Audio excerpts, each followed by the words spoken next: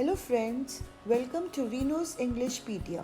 For those who are new to the channel, my name is Mrs. Renu Bansal and I am a PGT who is involved in active teaching of classes 10th, 11th and 12th. I have 17 years of teaching experience and love to share my knowledge through a creative medium so that it may benefit the maximum. For a preview of the chapter, I advise you all to take a look at the description box. Today we are going to study the chapter His First Flight, written by Liam O'Flaherty. Liam O'Flaherty was born on August 28, 1896 and he died on September 7, 1984. He was a major Irish novelist and a short story writer. He ranked as one of the foremost socialist writers in the first part of the 20th century. He wrote about the common man's experience and from his perspective. O'Flaherty wrote almost exclusively in English except for a play, a notable collection of short stories and some poems in the Irish language.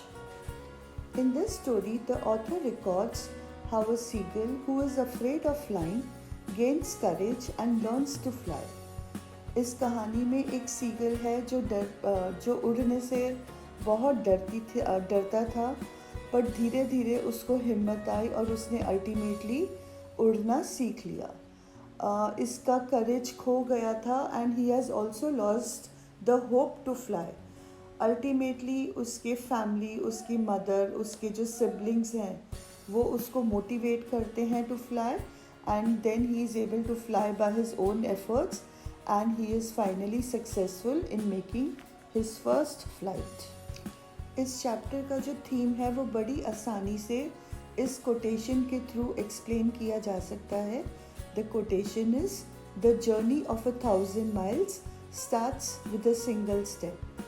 जब तक हम पहला कदम नहीं उठाएंगे तब तक हमारी journey complete नहीं हो सकती. इन डिटेल इस स्टोरी की जो थीम है, that is to face fears and apprehensions boldly while starting a new journey. जब भी हम कोई नई शुरुआत करते हैं तो हमारे दिल में बड़े सारे खौफ होते हैं, बड़ी सारी चिंताएं होती हैं, बड़े सारे टेंशन्स होते हैं, बट हम सबको उनको फेस करके आगे बढ़ना पड़ेगा. Second theme is self belief and confidence can be brought about by motivation. अगर हम खुद में विश्वास रखें, खुद पे कॉन्फिडेंस रखें तो मोटिवेशन मिलेगी, तो ये सारी चीज़ें हम आसानी से कर पाएंगे. The third theme is that the importance of a drastic step taken by parents to teach the young ones. अक्सर पेरेंट्स को एक बड़ा ड्रास्टिक स्टेप, एक बड़ा अल्टीमेट, एक बड़ा ख़तरनाक स्टेप लेना पड़ता है इन ऑर्डर कि वो अपने बच्चों को इम्पॉर्टेंट लाइफ लेसन्स दे सकें. And finally the theme is importance of courage for self growth and self realisation.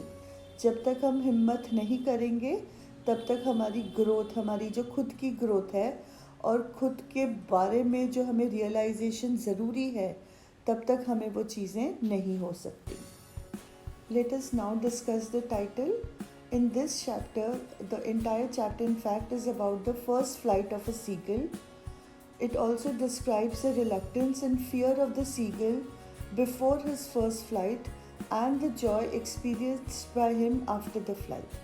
अब इस चैप्टर के बारे में अगर हम समराइज़ करें तो पूरे चैप्टर की कहानी एक सीगल की है जो अपनी फर्स्ट फ्लाइट लेने से पहले डर रहा है, देन उसका experience during the first flight और उसको कितनी खुशी हुई, उसको कितना बड़ा अचीवमेंट लगा. After he has taken the first step, he has overcome his fear. So the title is completely justified as it indicates the importance of this first journey in the life of the young seagull. इसीलिए ये title बिल्कुल appropriate है because ये title describe करता है कि first journey का importance क्या है उस यंग सीगल की लाइफ में. The characters in this chapter are: there is a young seagull. A seagull is a large seabird. उसके पेरेंट्स, मदर फादर और उसके 2 brothers and a sister, 2 भाई और एक बहन. So let us now study the chapter in detail. अब हम इस chapter को डिटेल में पढ़ेंगे. So the first point of this chapter is the young seagull's fear of flying. इस young seagull के डर मतलब उड़ान का डर जो है वो इस chapter का main point है. ये जो seagull था, it was sitting alone on a ledge, trying to gather courage to fly for the first time. उससे पहले वाले दिन जो उसके siblings थे, जो उसके भाई बहन थे, वो ऑलरेडी उड़ना सीख चुके थे. And in spite of the fact कि उनके शॉर्टर विंग्स थे, they had shorter wings, they were flying well in the sky that day. Now अब ये जो सीगल था हमारा, he would take a little run forward and he tried to flap his wings, but as soon as he got to the edge of the ledge, he used to get afraid as he was not confident of his wings, and he would rush back to the little hole under the ledge and he then slept for the night. इस young seagull ने बड़ी कोशिश की उड़ने की, वो अपने wings को फ्लैप करके आगे भागता था, बट जैसे ही वो एज पर आता था वो घबरा जाता था और वो फट से भागकर अपना जो उसका होल था जहाँ पे उनका नेस्ट था वहाँ पे जाके वो रात को सो गया. उसके जो पेरेंट्स थे उन्होंने बड़े एनकरेजिंग वर्ड्स बोले, उन्होंने उसको डांटा, उस पर चिल्लाया, but they could not make him fly. Even the encouraging words of his parents, they are upbraiding मतलब डांटना, एंड येलिंग मतलब चिल्लाना, it could not make him fly. Now throughout the day he had watched his parents teaching his siblings the art of flying, skimming the waves and diving for fish. पूरा दिन उसने देखा था कि उसके mummy papa उसके भाई बहन को सिखा रहे थे कैसे उड़ना है, वेव्स के ऊपर कैसे स्किम करना है. स्किम का मतलब होता है पानी को छूते हुए उड़ना, so that they could find the fish, they could see the fish, और जैसे ही फिश दिखे how to dive for it. He had even watched his elder brother catch his first herring and devour it मतलब eat it. उसने अपने बड़े भाई को देखा था कि उसने अपना first herring is the a type of a fish, उसको कैसे पकड़ा और फाइनली खा लिया. जिस चीज़ ने उसको सबसे ज़्यादा तकलीफ़ दी वो ये फैक्ट था कि उसकी फैमिली उसका मजाक उड़ा रही थी, उसको टॉन्ट कर रही थी, because they thought him to be a coward. The whole family was laughing and taunting him because of his cowardice. Then came the stage when he became maddened with hunger. जैसे जैसे sun rise कर रहा था, heat बढ़ती जा रही थी, and almost एक दिन होने को आया था कि उसने कुछ भी नहीं खाया था. He was now feeling the heat of the ascending sun. Ascending sun मतलब rising sun, as he had not eaten anything since the previous evening. He tried to attract his parents' attention by pretending to sleep, but they took no notice of him. Parents भी बड़े समझदार थे.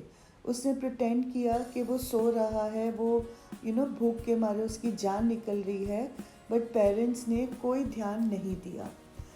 On the other hand his siblings who had been successful in flying, they were dozing and the father was preening the feathers मतलब cleaning the feathers. उनको spick and span बना रहे थे on his white back. It was only the mother who was eating a fish and who was looking at him. सिर्फ mother थी उस young seagull की जो फिश खाते खाते अपने बेटे को देख रही थी, was trying to note his reaction. She then picked a piece of fish and flew closer to him. अब मदर थी, उसको ऐसे तो छोड़ नहीं सकती थी, तो उन्होंने फिश का एक पीस उठाया और उसके नज़दीक फ्लाई करके गई. However, she did not give the fish to him, but withdrew the moment he came close, as if she was trying to tempt him to fly. वो नज़दीक तो गई, but जैसे ही यंग सीगल दौड़ता हुआ अपनी मम्मी के पास आया तो वो पीछे हट गई. उनकी कोशिश थी कि वो यंग सीगल जो है वो उस फिश के चक्कर में उड़ान भरेगा. अब ये जो यंग सीगल था, he was already mad with hunger, so he dived towards the fish and fell outwards and downwards into space, giving a loud scream. भूख से तो इसका बुरा हाल था, तो कुछ सोचे समझे बगैर ही डाइव फॉर द फिश। जैसे ही उसने डाइव किया वो लेज के ऊपर से गिर गया। ही फ्लू आउटवर्ड्स, आउटवर्ड्स मतलब बाहर की तरफ, और डाउनवर्ड्स, डाउनवर्ड्स मतलब नीचे की तरफ। एंड जैसे ही वो नीचे जा रहा था वो ज़ोर से चीखा। He felt terrified and felt as if his heart would stop beating. वो इतना डर गया था कि उसको लगा कि उसका दिल धड़कना बंद कर देगा। एंड डर के मारे he could now here nothing, उसको सुनाई भी देना बंद हो गया। But miracle of miracles, he soon found his wings spreading out. The wind rushed against his breast feathers under his stomach and against his wings. He could feel the tips of his wings cutting through the air. He was not falling headlong now. In fact, he was soaring downwards and outwards. He was fearless now and rose upwards. He was flying over the vast sea. जब वो गिरा तो उसने पाया कि जो उसकी wings हैं वो अपने आप खुल गईं। जो विंड था वो उसके ब्रेस्ट फेदर्स को पुश करने लगा, उसके स्टमक के नीचे एयर भरने लगा और उसके विंग्स के अंदर भी एयर भर गया। And they were flapping on their own. He felt कि उसके जो टिप ऑफ द विंग्स हैं वो अब एयर को कट कर पा रहे हैं। एंड ही फाउंड दैट अब वो नीचे गिर नहीं रहा है, but in fact he was now flying, he was soaring. अब सोरिंग का मतलब अब वो फ्लाई कर पा रहा था। अगेन फ्लाइंग जो डायरेक्शन था that was downwards and outwards. इससे उसे इतना कॉन्फिडेंस आया कि अब उसका जितना भी डर था वो बिल्कुल ख़त्म हो गया। And now by flying he rose upwards, वो फ्लाई करके ऊपर की तरफ आया। And later on he was able to fly over the vast सी।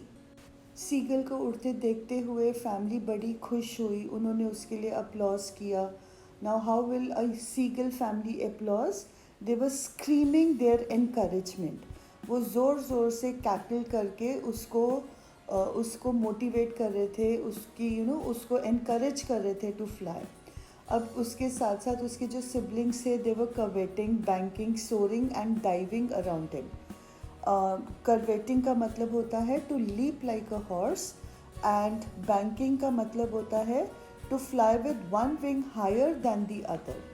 मतलब एक पंख आपका ऊंचे होता है, हायर होता है, और दूसरा पंख जो होता है वो थोड़ा डाउनवर्ड पोजीशन में होता है। तो ये सब curvetting, banking, soaring and diving, these are the techniques of flying. So the entire family was very happy and encouraged him. Now over here there is a common mistake of all students. उनको लगता है कि अब उसने उड़ान भर ली तो chapter ख़त्म हो गया, बट अभी चैप्टर ख़त्म नहीं हुआ, अभी तो कहानी बाकी है दोस्तों। He has only learned the art of flying. He still has to catch the first fish. He still has to land on the sea. अब जब फ्लाई करने के बाद जो उसके पेरेंट्स और सिबलिंग्स थे they landed on the green flooring. Green flooring का मतलब है द ग्रीन सी। उससे पहले लैंड कर गए, they landed ahead of him and they called out to him. अब जब वो खुद उस ग्रीन सी में आके बैठा तो he got the shock of his life because his legs were sinking downwards and out of this fright he started screaming. उसने उड़ने की कोशिश की, he tried to flap his wings in fly, but by then he was utterly exhausted. वो पूरी तरह से थक चुका था। थक क्यों चुका था? Because of the strange exercise of flying.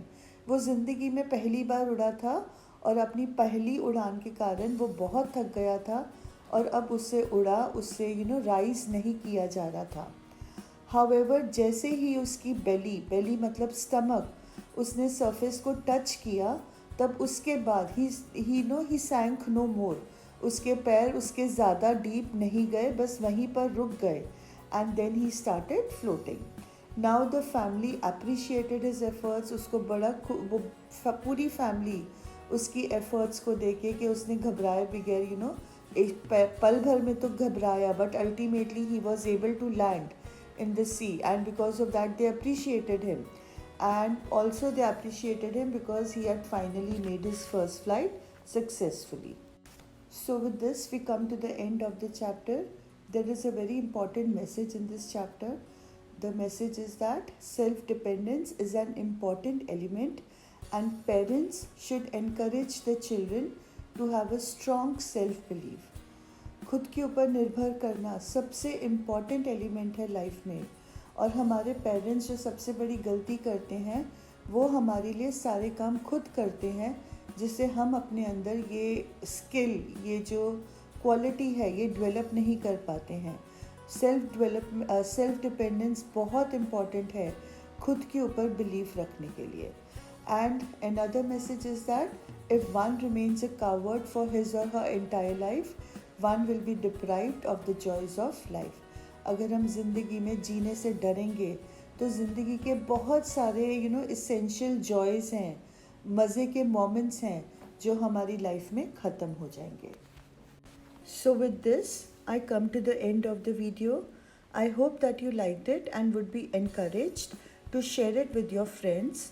Please do not forget to like the video and subscribe to the channel, as it greatly helps in the growth of my YouTube family.